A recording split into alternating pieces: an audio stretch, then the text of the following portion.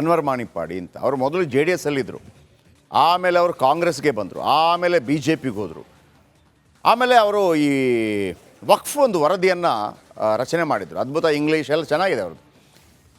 ಅನ್ವರ್ ಮಾಣಿಪ್ಪಾಡಿ ಹೇಳಿಕೆ ಆರೋಪ ಅಂದರೆ 155 ಕೋಟಿ ಹಿಂಗೆಲ್ಲ ಭಾಳ ಆರೋಪ ಬರ್ತಾ ಇದೆ. ವಿಜೇಂದ್ರ ಕಿಡಿಯಾಗಿದ್ದಾರೆ. BJP ರಾಜ್ಯಾಧ್ಯಕ್ಷ ವಿಜೇಂದ್ರ ವಾಗ್ದಾಳಿ ನಡೆಸಿದ್ದಾರೆ. ನನ್ನ ಮೇಲೆ ಆರೋಪ ಮಾಡಿದ್ದಾರೆ, CBI ತನಿಖೆಗೆ ವಹಿಸಿ ಅನ್ವರ್ ಮಾಣಿಪ್ಪಾಡಿ ವರದಿಯನ್ನು ಸಹ CBI ತನಿಖೆ ನಡೆಸಲಿ, ಅನ್ವರ್ ಮಾಣಿಪ್ಪಾಡಿ ವರದಿಯಲ್ಲಿ ಕಾಂಗ್ರೆಸ್ ನಾಯಕರಿದ್ದಾರೆ ಅನ್ನುವಂಥ ಮಾತನ್ನು ಕೂಡ, ಯಾಕಂದರೆ ಬಹುತೇಕ ಕಾಂಗ್ರೆಸ್ ನಾಯಕರ ಹೆಸರುಗಳಲ್ಲಿದೆ. ನಾನು ಅವತ್ತಿಂದ ಒಂದು ಮಾತು ಹೇಳ್ತಾ ಇದ್ದೀನಿ, ಅನ್ವರ್ ಮಾಣಿಪ್ಪಾಡಿ ವರದಿ ಇದೆ, ದೊಡ್ಡ ದೊಡ್ಡ ನಾಯಕರಿದ್ದಾರೆ. ಮಲ್ಲಿಕಾರ್ಜುನ ಖರ್ಗೆ ಅವರ ಹೆಸರು ಕೂಡ ಇದೆ ಅದರಲ್ಲಿ, ಧರ್ಮಸಿಂಗ್ ಅವರ ಹೆಸರಿದೆ, ರೋಷನ್ ಬೇಗ್ ಹೆಸರಿದೆ, ರೆಹಮಾನ್ ಖಾನ್ ಅವರ ಹೆಸರಿದೆ, ತನ್ವೀರ್ ಸೇಠ್ ಅವರ ಹೆಸರಿದೆ. ಓಕೆ, ವಿಜೇಂದ್ರ ಅವರನ್ನು ಮಾತಾಡಿಸಿದ್ದಾರೆ ನಮ್ಮ ಪ್ರತಿನಿಧಿ. ಬನ್ನಿ ಏನು ಹೇಳಿದ್ದಾರೆ ಕೇಳಿಸ್ಕೊಳ್ಳಿ. ವಿಜೇಂದ್ರ ನಮ್ಮ ಜೊತೆ ಇರುವಂಥದ್ದು. ಸರ್, ನಿಮ್ಮ ವಿರುದ್ಧ ಪ್ರಿಯಾಂಕ್ ಖರ್ಗೆ CM ಕೂಡ ಗಂಭೀರ ಆರೋಪ ಮಾಡಿರುವಂಥದ್ದು, CBI ತನಿಖೆ ಕೂಡ ಕೇಳಿರುವಂಥದ್ದು. ನೀವು ಅನ್ವರ್ ಮಾಣಿಪ್ಪಾಡಿ ಅವರಿಗೆ 150 ಕೋಟಿ ರೂಪಾಯಿ ಆಫರ್ ಮಾಡಿದ್ರಿ, ಆ ವರದಿ ಬೇಡ ಅನ್ನೋ ಸಂಬಂಧಪಟ್ಟಂತೆ ನಿಜನಾ? ಜವಾಬ್ದಾರಿತ ಸ್ಥಾನದಲ್ಲಿರ್ತಕ್ಕಂಥ ಒಬ್ಬ ಸಚಿವರು ಸದನ ನಡೀತಾ ಇದ್ದಾಗ ನನ್ನ ಅನುಪಸ್ಥಿತಿಯಲ್ಲಿ ಒಬ್ಬ ಶಾಸಕನ ಬಗ್ಗೆ, ಒಬ್ಬ ಸದಸ್ಯನ ಬಗ್ಗೆ ಈ ರೀತಿ ಆರೋಪ ಮಾಡಿರ್ತಕ್ಕಂಥದ್ದು ಅಕ್ಷಮ್ಯ ಅಪರಾಧ. ಅವರ ಹೇಳಿಕೆಯ ಆಧಾರವಾಗಿ ಇಟ್ಕೊಂಡು ಮುಖ್ಯಮಂತ್ರಿಗಳು ಸಹ ಅದೇ ದಾಟಿಯಲ್ಲಿ ಹಗರಣ ಆಗಿದೆ ಅಂತಕ್ಕಂಥ ನಿಟ್ಟಿನಲ್ಲಿ ಮಾತನಾಡಿದ್ದಾರೆ. ನಾನು ಮಾನ್ಯ ಮುಖ್ಯಮಂತ್ರಿಗಳಲ್ಲಿ ಹಾಗೂ ಪ್ರಿಯಾಂಕಾ ಖರ್ಗೆ ಅವರಲ್ಲೂ ಕೂಡ ನಾನು ಇವತ್ತು ಆಗ್ರಹವನ್ನು ಮಾಡ್ತಕ್ಕಂಥದ್ದು, ಡಬಲ್ ಸ್ಟ್ಯಾಂಡರ್ಡ್ಸ್ ಬೇಡ.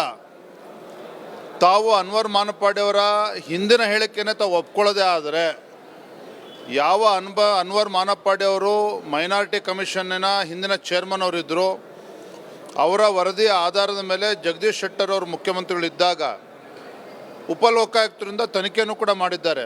ಆ ಉಪಲೋಕಾಯುಕ್ತರನ್ನು ವರದಿನ ಕೊಟ್ಟಿದ್ದಾರೆ. ಸಿದ್ದರಾಮಯ್ಯ ಸರ್ಕಾರ ಅದನ್ನು ತಿರಸ್ಕಾರ ಮಾಡಿದ್ದಾರೆ. ಹಾಗಾಗಿ ತಮ್ಮ ಮುಖೇನ ನಾನು ರಾಜ್ಯದ ಮುಖ್ಯಮಂತ್ರಿಗಳಲ್ಲಿ ಹಾಗೂ ಪ್ರಿಯಾಂಕಾ ಖರ್ಗೆ ಅವರಲ್ಲೂ ಕೂಡ ಸವಾಲಾಗ್ತೇನೆ. ಏನಿತ್ತು ಮುಖ್ಯಮಂತ್ರಿಗಳು ಪ್ರಧಾನಮಂತ್ರಿಗಳೇ ಅದನ್ನು CBI ತನಿಖೆ ಮಾಡಿಸ್ಲಿ ಅಂತೇಳಿ ಆಗ್ರಹ ಮಾಡಿದಾರೋ, ಗೌರವಾನ್ವಿತ ಮುಖ್ಯಮಂತ್ರಿಗಳೇ, ನಿಮಗೆ ಎಲ್ಲ ಅಧಿಕಾರ ಇದೆ. You are the chief minister of the state, ನಿಮಗೆ ಪರಮಾಧಿಕಾರ ಇದೆ. ಪ್ರಧಾನಮಂತ್ರಿಗಳು ಆದೇಶ ಮಾಡೋದು ಬೇಡ.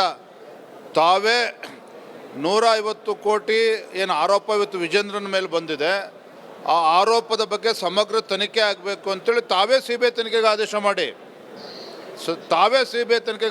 ಮಾಡಿ ಆದರೆ ಅದರ ಜೊತೆಗೆ ಅನ್ವರ್ ಮಾಣಿಪ್ಪಾಡಿ ವರದಿಯನ್ನು ಕೂಡ CBI ತನಿಖೆಗೆ ವಹಿಸಬೇಕು. ತದನಂತರದಲ್ಲಿ ಉಪಲೋಕಾಯುಕ್ತರು ಜಸ್ಟಿಸ್ ಆನಂದ್ ಅವರ ಏನು ವರದಿ ಕೊಟ್ಟಿದ್ದಾರೆ, ಅದು ಕೂಡ ಅಂದರೆ ನಥಿಂಗ್ ಬಟ್ ಅನ್ವರ್ ಮಾಣಿಪ್ಪಾಡಿ ಅವರ ವರದಿ, ಅದು ಕೂಡ CBI ತನಿಖೆಗೆ ಆದೇಶ ಮಾಡಿ. ಅದರ ಜೊತೆಗೆ ಮುಖ್ಯಮಂತ್ರಿಗಳು ಏನು ಇವತ್ತು ಪರದಾಡ್ತಾ ಇದ್ದಾರೆ, ಹಗರಣಗಳ ಸುಳಿಯಲ್ಲಿ ಸಿಲುಕಿ ಹಾಕಿಕೊಂಡಿದ್ದಾರೆ. ಇವತ್ತು ಮೂಢ ಹಗರಣ CBI ತನಿಖೆ ಆಗಬೇಕು ಅಂತೇಳಿ ಉಚ್ಚ ನ್ಯಾಯಾಲಯದಲ್ಲಿ. ಇನ್ನು ವಕ್ಫ್ ಕೋಲಾಹಲದ ಬೆಂಕಿಗೆ 150 ಕೋಟಿ ಭ್ರಷ್ಟಾಚಾರದ ಆರೋಪ ತುಪ್ಪು ಸುರಿದಂತೆ ಮಾಡ್ತಾ ಇದೆ. ಬೆಳಗಾವಿ ಕಲಾಪದಲ್ಲೂ ಅದೇ ವಿಷಯ ಗದ್ದಲ ಎಬ್ಬಿಸಿತು. 150 ಕೋಟಿ, ನನಗೆ ಈ ಹಿಂದೆ 150 ಕೋಟಿ ಒಂದು ಆರೋಪವನ್ನು ಮಾಡಿದರು. ಯಾರು? ಕುಮಾರಸ್ವಾಮಿ ಅವರ ಮೇಲೆ ಜನಾರ್ದನ್ ರೆಡ್ಡಿ ಅವರು ಮಾಡಿದರು. 150 ಕೋಟಿ ತಗೊಂಡಿದ್ದಾರೆ ಕುಮಾರಸ್ವಾಮಿ ಅಂತೇಳಿ. ಸೊ ಅದು ನೆನಪಿಗೆ ಬಂತು. ಈಗ ಮತ್ತೊಂದು 150 ಕೋಟಿ ಆರೋಪ, ಒಂದು ರಿಪೋರ್ಟ್ ನಿಮ್ಮ ಮುಂದೆ.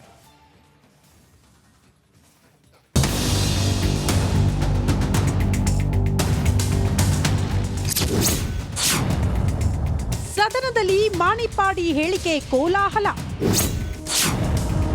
ಕಾಂಗ್ರೆಸ್ ವಿರುದ್ಧ ವಿಪಕ್ಷಗಳು ಕೆಂಡಾಮಂಡಲ. ಕಾಂಗ್ರೆಸ್ನವರು ಬಹಳಷ್ಟು ಆಫರ್ ಮಾಡಿದ್ದಾರೆ, ಒಂದೆರಡಲ್ಲ.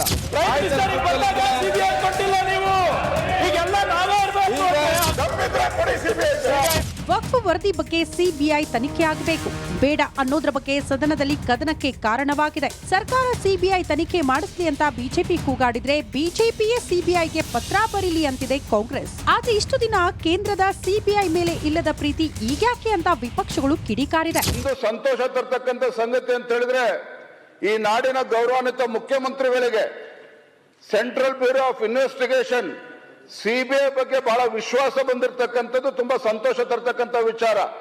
ಆದ್ರೆ ಇದರ ನಡುವೆ ನಾನು ಇವತ್ತು ರಾಜ್ಯದ ಮುಖ್ಯಮಂತ್ರಿಗಳಿಗೆ ನಾನು ಮಾತನಾಡಲಿಕ್ಕೆ ಇಚ್ಛಪಡ್ತೇನೆ, ಸವಾಲನ್ನು ಕೂಡ ಹಾಕ್ತಾ ಇದ್ದೇನೆ. ಇವತ್ತು ನನ್ನ ಮೇಲೆ ಇವತ್ತೇನು 150 ಕೋಟಿ ಇವತ್ತು ಆರೋಪ ಮಾಡಿದ್ದಾರೆ. ಅದ್ರ ಬಗ್ಗೆನೂ ಕೂಡ ತನಿಖೆ ಆಗಲಿ.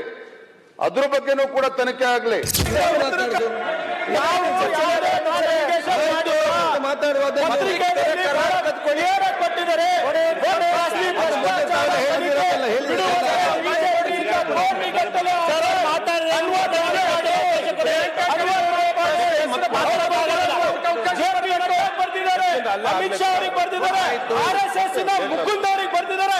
ಅವಾಗ ಯಾಕೆ ಸಿಬಿಐ ಕೊಟ್ಟಿಲ್ಲ ನೀವು? ಪ್ರೈಮ್ ಮಿನಿಸ್ಟರ್ ಬಂದಾಗ ಸಿಬಿಐ ಕೊಟ್ಟಿಲ್ಲ ನೀವು. ಈಗೆಲ್ಲ ನಾವೇ ಇರಬೇಕು ಹಗರಣದಲ್ಲಿ. ಇವರು ಯಾಕೆ ಆಫರ್ ಮಾಡಿದ್ರು? ನಾವು ಹೇಳ್ತಾ ಇಲ್ಲ. ಅನ್ವರ್ ಮಾಣಿಪಾಡಿ ಯಾರು?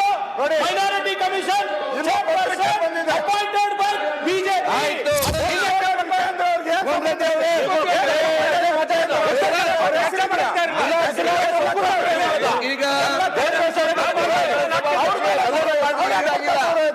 ಇಲ್ದಾಗಿಲ್ಲ ಅವರು ವಾಪಸ್ ಕೊಡಿಸಬಾರ್ದು.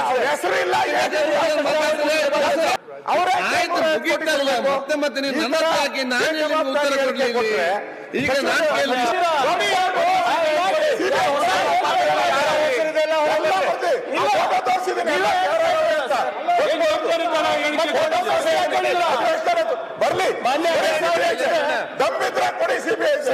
ಅನ್ವರ್ ಮಾಣಿಪಾಡಿ ಸಿಡಿಸಿದ 150 ಕೋಟಿಯ ಬಾಂಬ್. ಕಾಂಗ್ರೆಸ್ ಆಮಿಷ ಹೇಳಿಕೆ ಇಂದಿನ ಸದನದ ಕಾವು ಹೆಚ್ಚು ಮಾಡಿದ್ದು, ಇದರ ನಡುವೆ ಸಚಿವ ಪ್ರಿಯಾಂಕ್ ಖರ್ಗೆ ಪತ್ರಿಕಾಗೋಷ್ಠಿಯಲ್ಲಿ ವಿಡಿಯೋ ಸಾಕ್ಷ್ಯಗಳನ್ನು ಬಿಡುಗಡೆ ಮಾಡಿ ಸಂಚಲನ ಸೃಷ್ಟಿ ಮಾಡಿದ್ರು.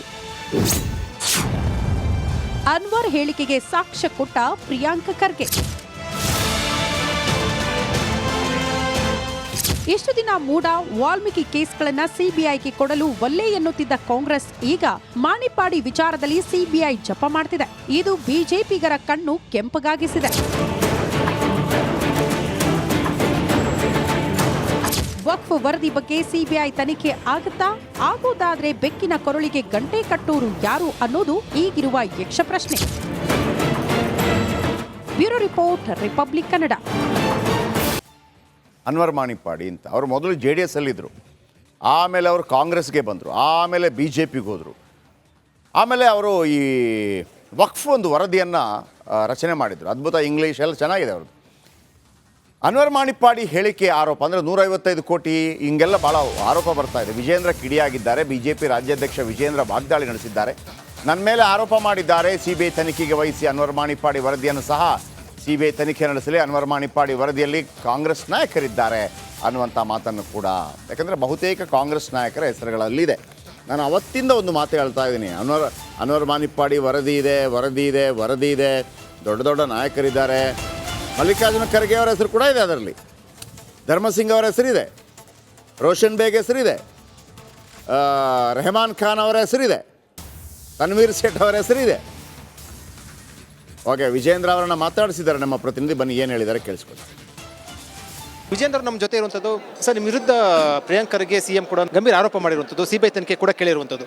ನೀವು ಅನ್ವರ್ ಮಾಣಿಪಾಡಿಯವರಿಗೆ 150 ಕೋಟಿ ರೂಪಾಯಿ ಆಫರ್ ಮಾಡಿದ್ರಿ, ಆ ವರದಿ ಬೇಡ ಅನ್ನೋ ಸಂಬಂಧಪಟ್ಟಂತೆ, ನಿಜನಾ? ಜವಾಬ್ದಾರಿತ ಸ್ಥಾನದಲ್ಲಿರ್ತಕ್ಕಂಥ ಒಬ್ಬ ಸಚಿವರು ಸದನ ನಡೀತಾ ಇದ್ದಾಗ ನನ್ನ ಅನುಪಸ್ಥಿತಿಯಲ್ಲಿ ಒಬ್ಬ ಶಾಸಕನ ಬಗ್ಗೆ, ಒಬ್ಬ ಸದಸ್ಯನ ಬಗ್ಗೆ ಈ ರೀತಿ ಆರೋಪ ಮಾಡಿರ್ತಕ್ಕಂಥದ್ದು ಅಕ್ಷಮ್ಯ ಅಪರಾಧ.